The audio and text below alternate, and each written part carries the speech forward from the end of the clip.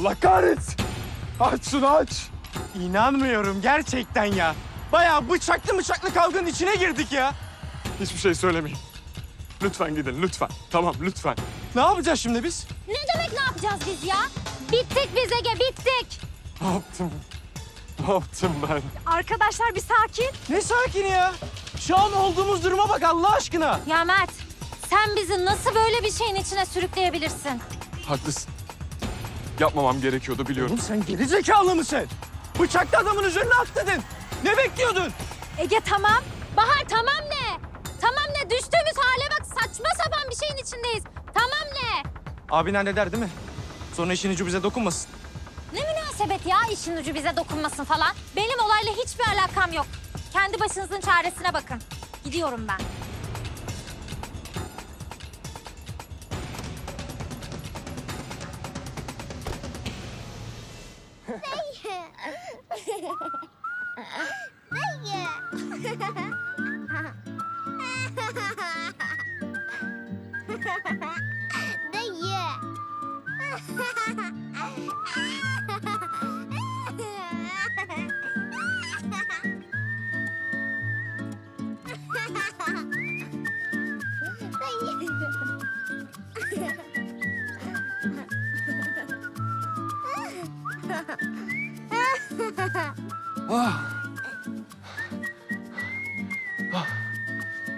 Hemen kalkma tamam mı? Başın döner. Yarıldın mı? Kim? Ben mi? Ne yorulması canım? Seni sahil boyu uçurabilirim de dinlen diye uzandım. İyiyim ben miyim? Ne olması canım? İnsan çarken yoruldu mu? Öyle mi küçük hanım? Hadi o zaman eve kadar yarışacağız. Önce ben. Hadi.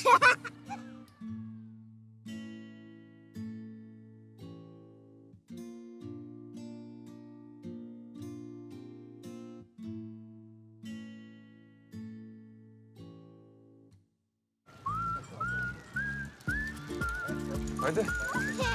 Ben kazanıyorum.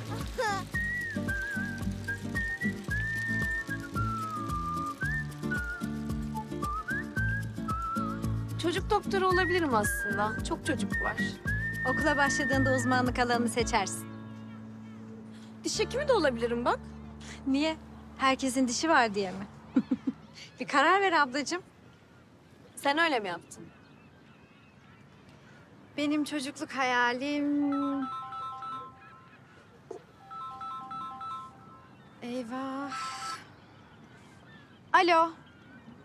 Merhabalar Ünal Bey. Evet, bugün için randevulaşmıştık. Tabii görebilirsiniz evi. Ha geldiniz. Evin önünde. Tamam, harika ben hemen geliyorum. Oldu, görüşmek üzere. Topla geç kaldım. Koş.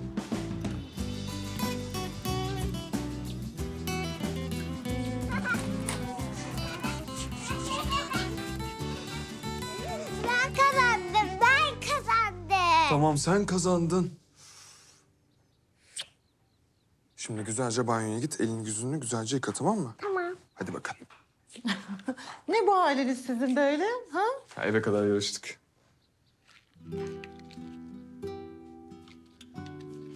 Oğlum şunu yapma. Sinir oluyorum. Çiğ çiğ yenmez. Aa. Abim çıktı mı? Yok odasına hiç sesi soluğu çıkmıyor vallahi. Hayırdır? Ameliyata mı? Yok.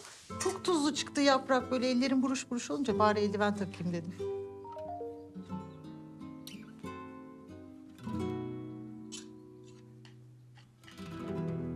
Ne oldu? Beklediğin mesaj mı geldi yoksa? Yok anne. Fatura bildirimi. Başvurumu görmediler mi acaba? Ya oluyor böyle şeyler. Ben haber beklerken arkadaşlarım staja başladı bile. Oğlum, acaba sen başka bir yere mi başvursan staj için? Hayır yani o kadar okudun bari ruhsatını al diye. Ya başka yere başvururum vurmasına da. Ne? Doğan Yener'in bürosunda staj yapmak istiyorum anne. Adam bir dahi. Onun yanında meslek hayatıma başlarsam önüme kimse geçemez. Hayırlısı. Aslında en iyisi yüz yüze görüşmek ama Ama ne? ya o da çok zor. Niye zor olsun? Sen gerçekten istiyorsan Bence git bir görüş. Doğan Yener'in benimle görüşecek zaman olduğunu sanmıyorum anne.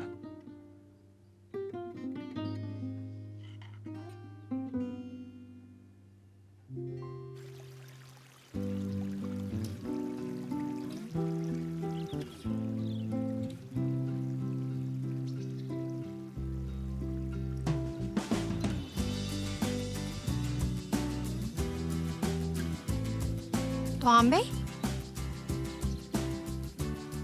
Misafirleriniz geldi. Odanızda sizi bekliyorlar. Saat? 9:50.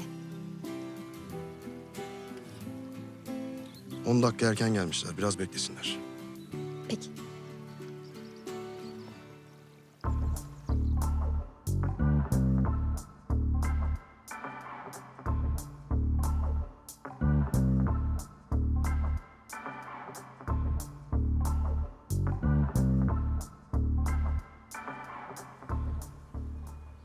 Burası da salonumuz. Yerler kaplama. Duvarları da yeni boyattık. Küçük ama ferah bir ev. Sade ama çok güzel.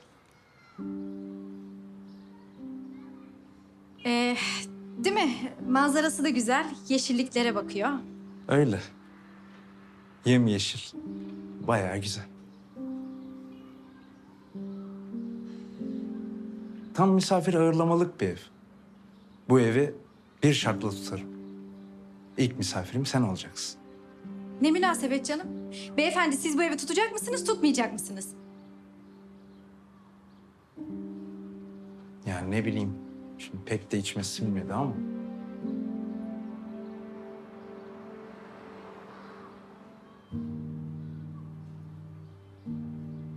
Bu kartı. Civarda başka bir ev olursa ararsın. Ha. Bir şey içmek istersen de arayabilirsin. Görüşürüz.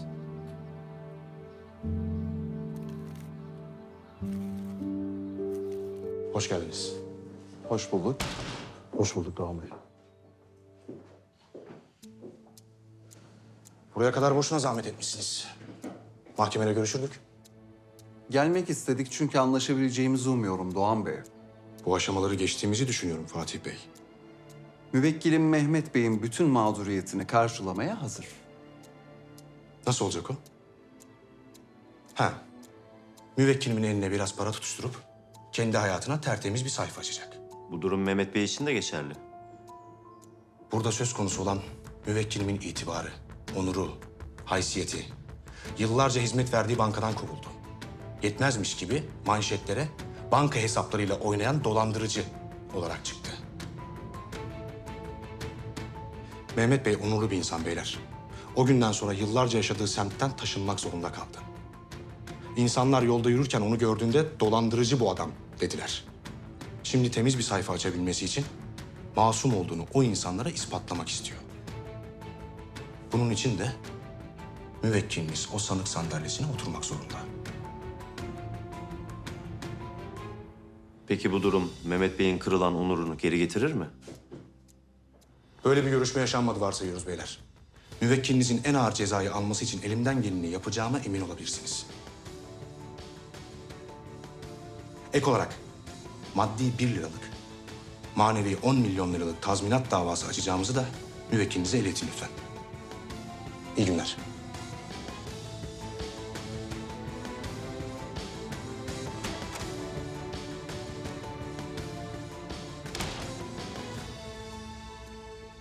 Beni anlaşmaya zorlamadığınız için çok teşekkür ederim Doğan Bey. Rica ederim Mehmet Bey. Siz hiç merak etmeyin. Size iftira atanlar o manşetlere çıkana kadar bu davanın peşini bırakmam. Allah kahretmesin. Yani bir bu eksikti. Şimdi işimiz daha zor Çetin. Bu Doğan Yener'i alt etmemiz için daha sıkı çalışmamız lazım. Bak ne diyeceğim sana, bugün bir toplantı ayarla. Yüz yüze konuşalım. Ha, tamam, haydi.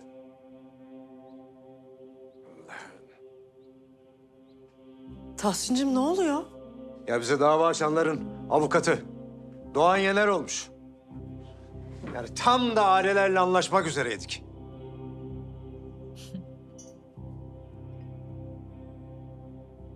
Hayırdır? Çok mu komik Hale Hanım? Güldüğüne göre. Yok komik değil. Trajik aksine bence. Yani bildiğimiz kadarıyla Doğan Yener bir efsane değil mi? Öyle kaybettiği dava falan pek fazla yok. Büyük talihsizlik olmuş, sizin adınıza üzüldüm. Üzülmek için çok acele etme bence. Ne yapıp edip o davayı kazanacağım. Biz kazanacağız Tahsin'cim. Çünkü haklıyız. Size afiyet olsun.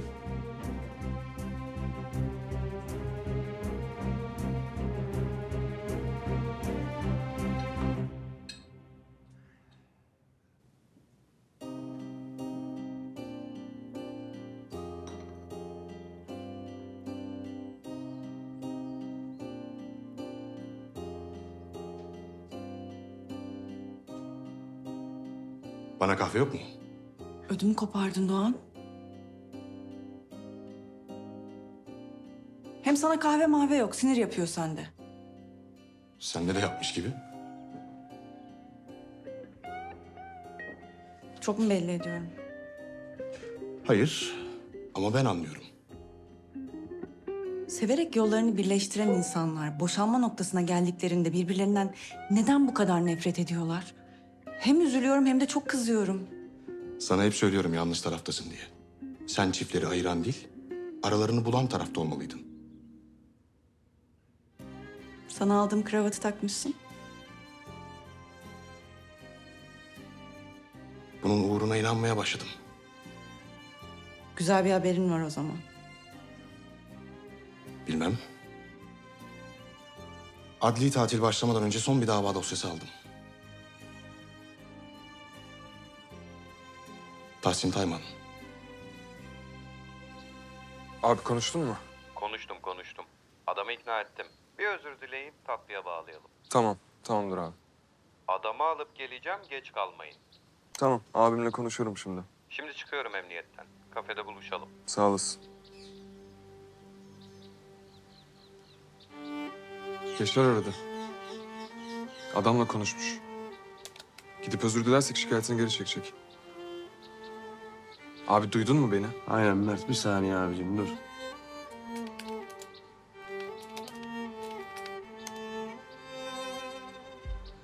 Yok artık daha neler be. Abi. Yapma. Bak stajım başlayacak. Şu işi ayağıma dolandırma. Gidip özür dileyelim adamla. Oğlum bu kadar düşülür mü lan? Ya ne alakası var? Gurur yapmanın zamanı değil şimdi. Bak benim için önemli diyorum sana. Bu nasıl bir düşüş lan böyle?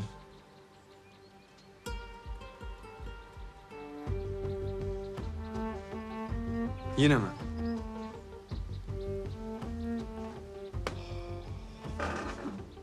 Abi yapma gözünü seveyim bu kaçıncı. Bak Mert, bana nasihat falan vermeye kalkma. Yemin ederim bozuşuruz seninle ha. Sen benim dediğimi duydun mu? Adam iş yerime gelecek bugün. Özür dileyecek misin? Bakarız. Bakarız deme. Benim için önemli diyorum sana. Oğlum çekil lan. Çekil oğlum, çekil diyorum. Çekil. İşim gücüm var ya. Allah Allah ya. Seninle mi uğraşacağım ben? Ne yapıyorsun sen? İşin başından aşkın zaten. Şuna bak ya.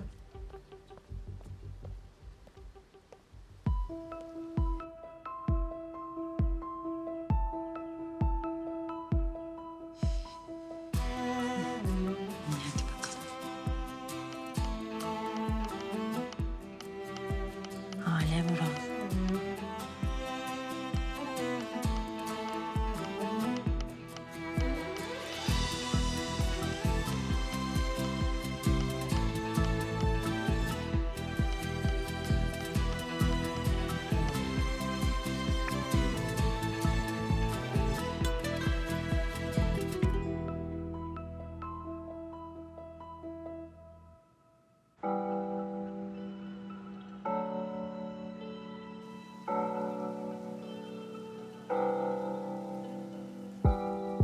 Caddeler dolar, tüm caddeler taşar. Yoruldum uyumaktan, yaşamadım kendimden kaçtığım kadar. Hep aynı ışıklar, gece dolarken senden sonrası yok. Bulmak.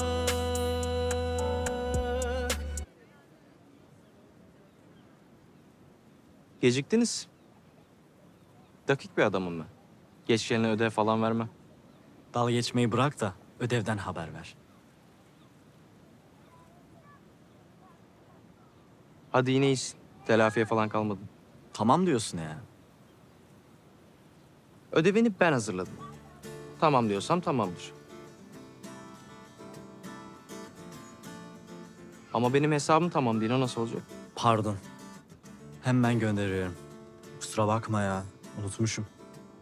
Yalnız bana gönderdiğin hesap numarasında isim olarak Gürbüz yazıyor. Yabancı dil gönder gitsin. Unuttum ya. Senin adın Ege değil ki. Neden Gürbüz'ü kullanmıyorsun? Heh, gönderdim. Bir kontrol et. Bir bak bakalım ben Gürbüz'e benziyor muyum? Doğru dedin. Sende tam Ege tipi var. Hah, bu da ödevin. Yolladım mailine. Kontrol et bakalım. Geçmiştir. Tamamdır. Teşekkürler. Görüşürüz. Ha bu arada medeni hukuk sınavların kötüymüş. Ben de ona göre hazırladım ödevini. Ne diyorsun Ege? Hocalar öğrencilerinin ne yapıp ne yapamayacaklarını çok iyi bilirler. Ama sen hiç merak etme. Ben senin ortalama zeka seviyene göre hazırladım ödevini. Hadi kalın sağlıcakla.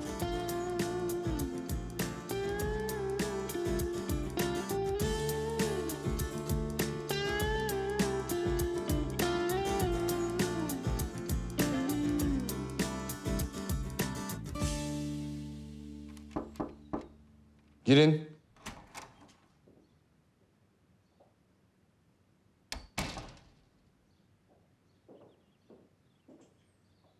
Kahveniz. Tam zamanında. Sağ ol.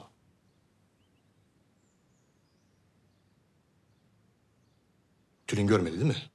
Gördü. Ama ben kendime yaptığımı söyledim. Sorun yok Doğan Bey. Bu arada staj için başvuru yapan adayların dosyalarını bıraktım buraya. Ben de birazdan onlara bakacaktım. Yine çok başvuru var. Olsun. Hiç anlamıyorum. Bu kadar çok kişi arasından kimi seçeceğinizi nasıl biliyorsunuz? Düşün ki kalabalık bir caddede yürüyorsun. Herkes yabancı birbirine. Ama baktığında bazı yüzler tanıdık gelir sana. Yediğin bir yemeğin tadı gibi. Çocukluk hatıraların gibi. İşte insan o zaman yalnız olmadığını hisseder. Tek başına yürümediğini. Pek çok insanla ortak kaderi paylaştığını. Çok affedersiniz ama nasıl olacak bu iş? Farklı olan kalabalıkta, ışığı olan karanlıkta gizlenemez. Anladım. Size kolay gelsin. Sana Irmak'cığım.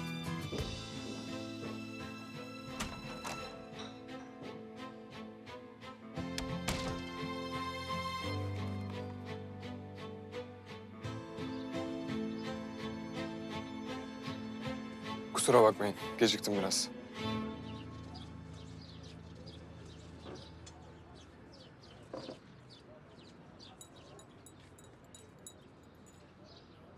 Buraya kadar gelip zahmet etmişsiniz. Ayağınıza sağlık. Abim ve ben yaşanan o tatsız olay için çok üzgünüz. Benim zararımı kim karşılayacak? Sen onu de hele bir. Ben halledeceğim abi. Sen yeter ki şikayetini geri çek. Halledeceğim. Yaşar komiserim söyledi. Avukat olacakmışsın sen. Evet. 6 aylık stajımı tamamladıktan sonra inşallah. Tabii sicilimde bir pürüz olmaması gerekiyor. Ya. Peki benim mekana basarken aklın neredeydi? Mekan basmak da ne demek? Ben abimi kavganın içinden almayı...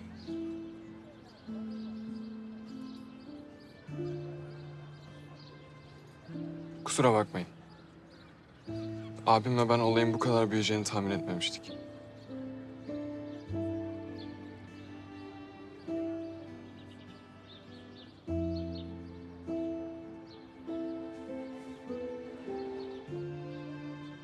İyi madem.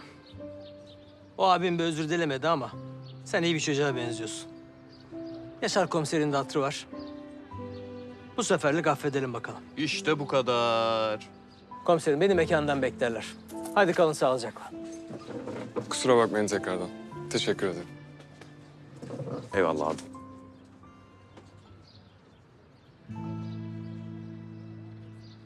Başkan kolay gelsin. Kolay gelsin. Aç bakalım şu ihtiyarın kapısını. Açalım bakalım.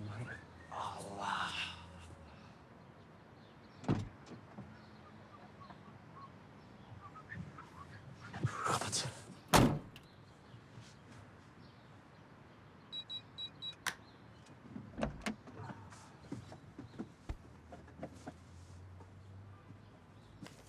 Allah Allah, Allah Allah.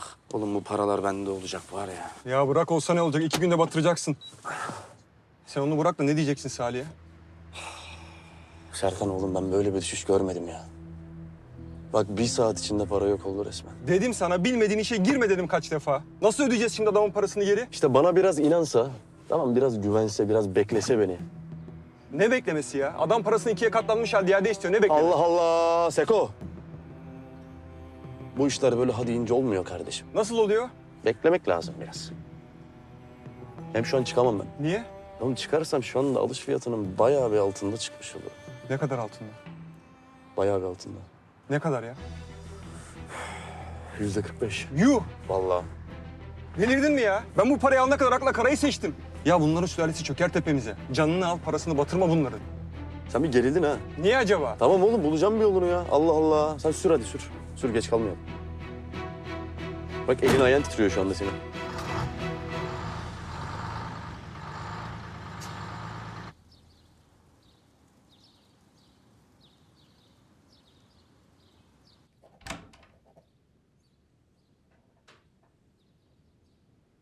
Ne haber abla?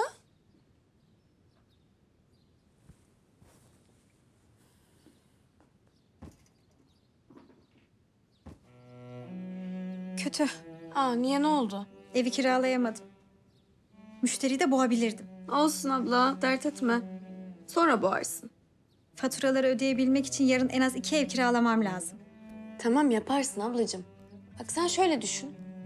Sen hukuk okudun. İnsanları ikna etmeyeceksin de kim ikna edecek? Da önce bir ev sahibini ikna etmen gerek. Kira istemeye mi geldi? Geldi tabii.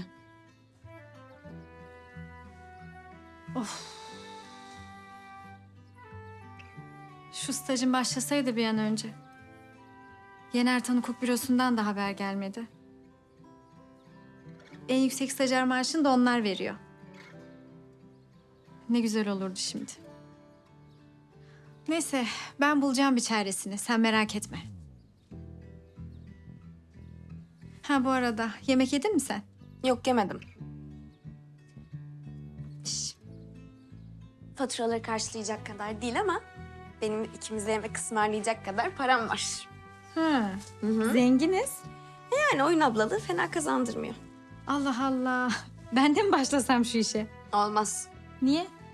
Yani şimdi kaç yıllık ablamsın. Ablalığına sözüm yok. Onu biliyorum. Ama sen oyun bilmiyorsun. Aa, hadi oradan be. O nereden çıktı? Bildiğin oyunları kim öğretti sana? Oyun bilmiyormuşmuşum. Tamam. Ne söyleyeyim ablama? Lahmacun.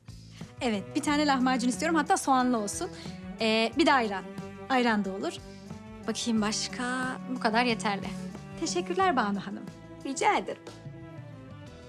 Ha, bana bak. Paran yetmezse söyle, var bende biraz. Ya ısmarlayacağız dedik. Sen bir güven kardeşine.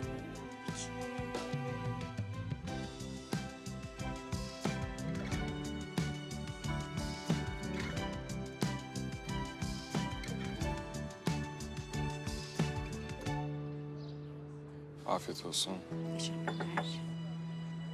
Teşekkürler. Başka bir arzunuz? Yok teşekkürler.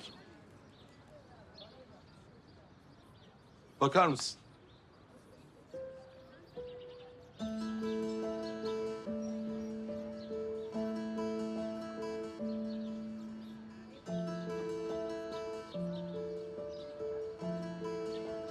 Hayırdır? Beni mi takip ediyorsun artık? Yo. Ben burada oturuyordum sen geldin. Ne bileyim garson oldun. Kerem, bir düş yakamdan artık. Okul bitince rahat bir nefes alırım dedim ama... Kahve içmek istiyorum sadece. Yorgunluk kahvesi. Bugün 2 hukuk bürosuyla görüştüm. Benimle çalışmak istiyorlar tabii ama bir düşüneceğim dedim. Yeni artan hukuk sana döndü mü? Yok. Hadi inşallah be. Seni aradılar mı? Aradılar tabii. Aramazlar mı? Baktım telefon ısrarla çalıyor. Seni aramızda görmekten mutluluk duyarız dediler. Ama onları da bir düşüneceğim dedim. Kahvemi içerken düşünmemin bir sakıncası var mı?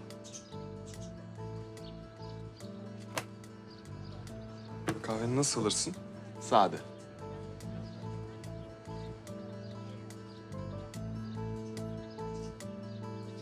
Bir de soda lütfen.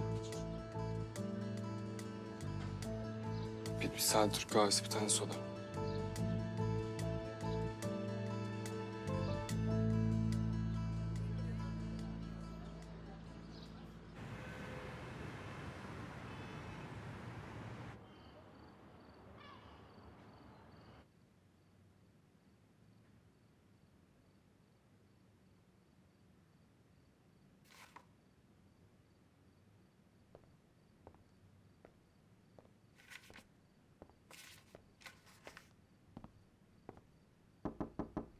Hocam, ofisin ışığını açık görünce bir selam vereyim dedim. Bir de bunu getirdim.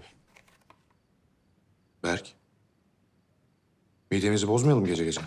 Su içmeyin. Yani midenizi sindirince için. Bir şey de bilme be çocuk.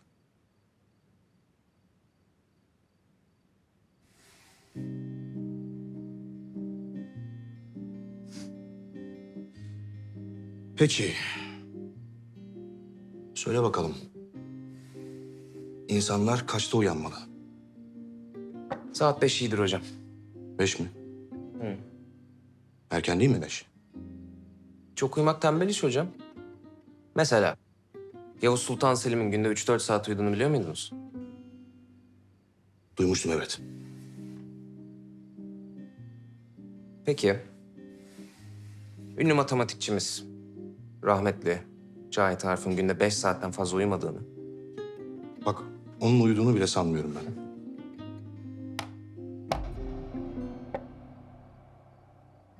Edison, Tesla gibi başarılı bilim adamları fazla uyumayı vakit kaybı buluyorlar. Günde 3 saatin yeteceğini söylüyorlar.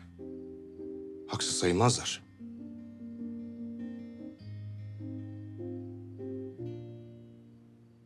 Mesela normal çalışan insanlar malum 7-8'de uyanırken saat 5'te uyanan bir insanın günlük görevleri için daha fazla zamanı oluyor. Hem zihni de açık kalıyor. Erken kalkan insanlar daha iyi alışkanlıklar ediniyor ve motivasyonları en yüksek seviyede oluyor. Oğlum sana da bir soru soruyoruz. Ansiklopedi gibi peş peşe sıralıyorsun ya. Ben de erken kalkıyorum hocam, ondan olsa gerek. Ukala. Koş mutfaktan bir tuz kap gel. Böyle tuzsuz yenmiyor bu.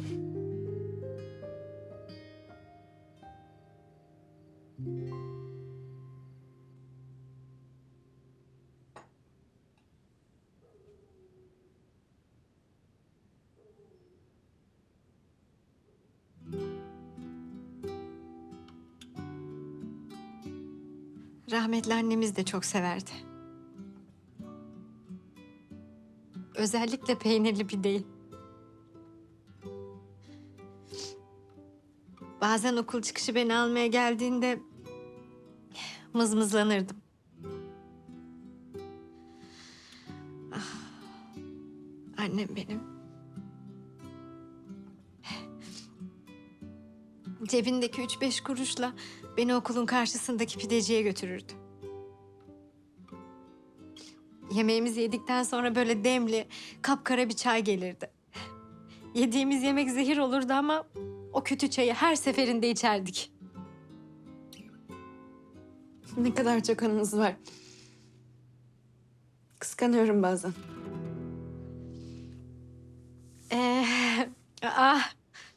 Ablalar kıskanılmaz. Kıskandın mı sen bakayım? Hı? Lahmacunları da bize soğuk soğuk yedirdin. Ama bak lezzetliydi. Teşekkür ederim. Afiyet olsun. Ah, ne güzelmiş kolyen. Yeni mi aldın? Arkadaşım hediye etti. Kim? Dilek. O da benim gibi oyun ablalığı yapıyor. Özgeler'in sitesinde.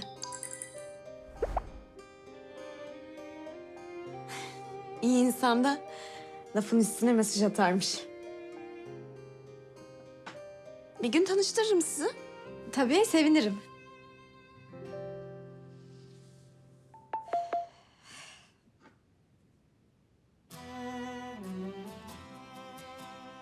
İnanamıyorum. Değerli avukat adayı, Yener Hukuk Bürosu'na yapmış olduğunuz avukatlık stajı başvurusu için aday listesine alındınız. Sabah 5.30'da verilen adreste hazır bulunmanızı rica ederiz. Başvurum kabul edilmiş, görüşmeye çağırıyorlar. Parasızlıktan kurtulacağız ablacığım. Az kaldı, çok az kaldı. Canım ablam benim. Sonunda.